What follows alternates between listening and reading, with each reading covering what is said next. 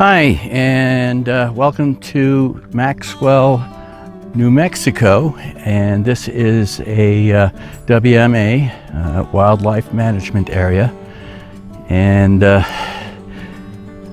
it's actually beautiful.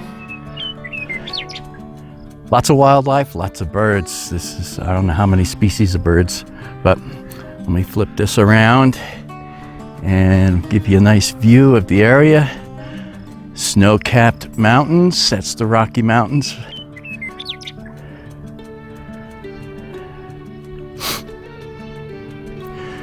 Got the solar panels going, they're cranking out 14 to 15 amps. Really awesome for a 200 watt portable unit. So this is free, and they permit camping. It's limited area, it's a little small. There we go. But we're pretty much by ourselves. I don't think this area is used very much, because I think a lot of people figure WMAs as no camping, just wildlife areas. But they provide picnic tables. There's some garbage cans. There's a boat ramp right over there. And that structure along that way is the dam. And we are just south of Raton, the city of Raton in New Mexico, about 30 miles. That sits right on the border of Colorado. And this spot is not too far from I-25 either. Probably about 10 miles away from I-25. So it's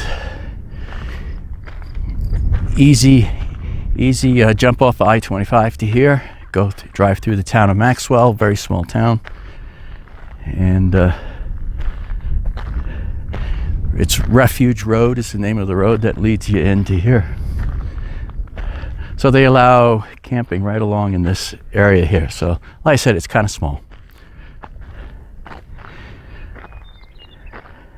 You can stay up to 14 days, which is cool.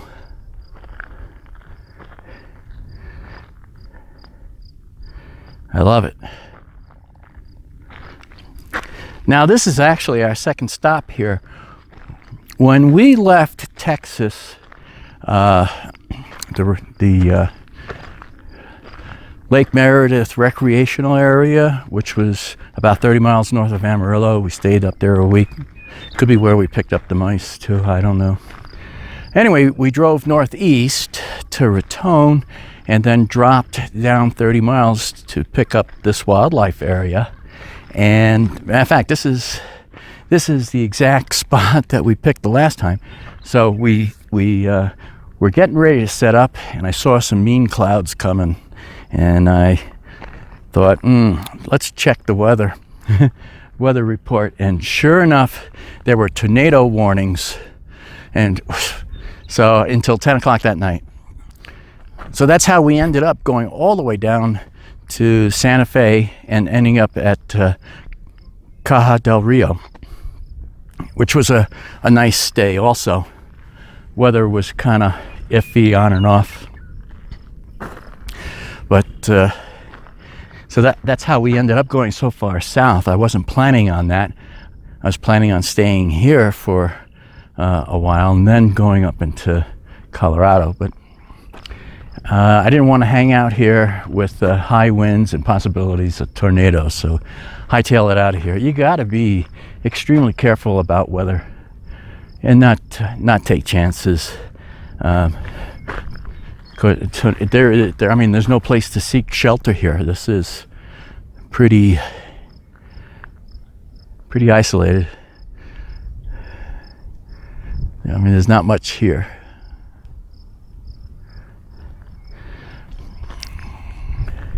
So I don't like to take chances. That's why we have the emergency radio, and that works quite well. We've gotten warnings through it, and an alarm goes off on that radio, and I've done a review on that. I mean, it doesn't cost a lot of money, but it's worth having.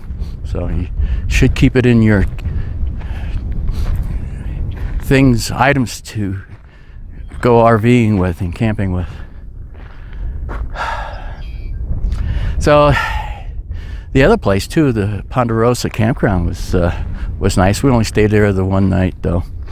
We're getting close to being having to be in Colorado just a couple more days, so we're going to stay here two nights, and then Friday morning we are leaving, and we have a reservation at a KOA. What a rip, $75 a night, but we need to do that. I don't like leaving the trailer up in the national forest by itself for all day, and really don't want to leave Thomas behind in there while we visit grandkids and do the graduation thing. So that's why I like a regular RV park when we do things like that. And this way he has air conditioning in that, so we can leave Thomas there so we can go off and do what we need to do. So we're limiting the stay to 2 nights, and then we'll be done with the one graduation and visiting with grandkids, and then we're going to head up into the mountains up in Colorado, and I think it's San Isabel National Forest, and then stay up there a few days, and then we got to come back down, and I got a second set of reservations at the same KOA, but only for one night at $75. We were doing so well too as far as trying to keep those expenses down this month too. So far this month, and today is the 15th of May, so halfway through the month, I've spent a total of $70 on camping fees. Not bad. So, but now we kind of blow it with the KOA. 3 nights going to end up costing us what? Was that $2.25? You do get the 10% discount, but then taxes add back in, so it still ends up being about $225. So, I mean, I did budget $400 a month or less for RV parks anyway, so we'll still be on budget there. But this month could have been really cheap. It's always something that comes up. Okay, also did want to mention that as far as cellular service and that, we're getting 2 bars of 4G on our hotspot, which is just enough to have some decent speed so I can stream video and upload and stuff like that, so not too bad.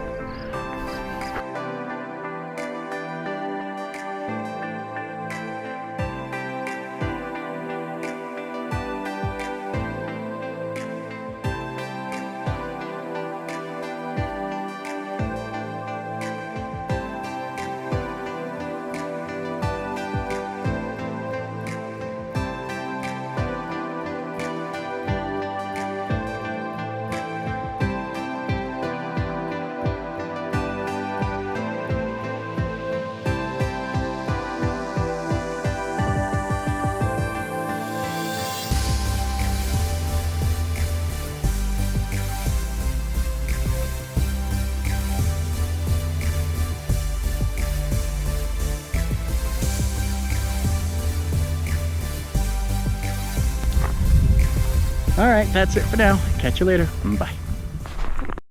Thomas says thanks for watching. Don't forget to subscribe and like and share. Until next time, happy camping.